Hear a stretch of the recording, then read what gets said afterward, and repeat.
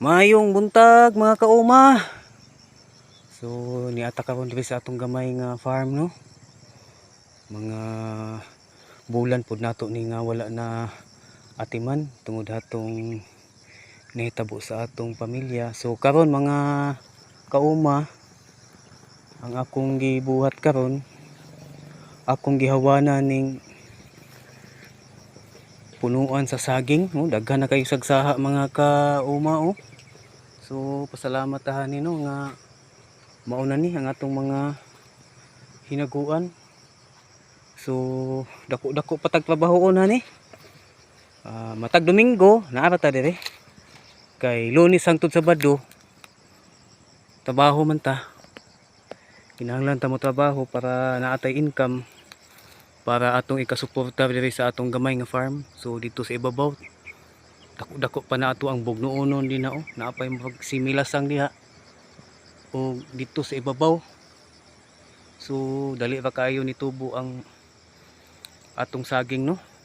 Tambok gid kaayo ang yuta aning lugar mga ka-uma. So kini atong saging unom ni kabulan gikan sa atong pagtanom.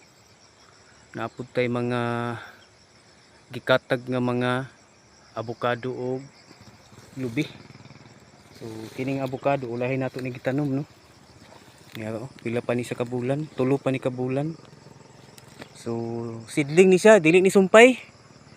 Kay mas naay nakasuggest ato nga kung sa mga bukid nga area mas okay daw tong seedling compare sa katong mga grafted nga mga tanom. Kay kini kailangan nato ani rootstock pod para og magsigig ulan. So ang atong area baya medyo patag kung magtakilid tag tan-aw.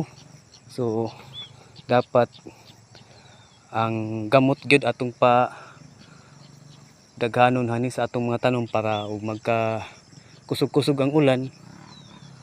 So likay ta sa mga landslide. So grabe kapag receive ning area ha. Mga duha ka tuig gikan karon kana din na nga tulay. Hanging bridge na siya. So karon no makita nato nga naa nagitulay oh. Simentado. So nagkamahal ang presyo sa mga area din eh. So pasalamat ta no nga naka-acquire ta ni, nakatagaan ta ni nga area. So hangtod sa sunod mga ka-oms, mga kauma. Guwapo ang panahon ron no. Way init. So makakumbati tag maayo ron. Hangtod sa sunod video.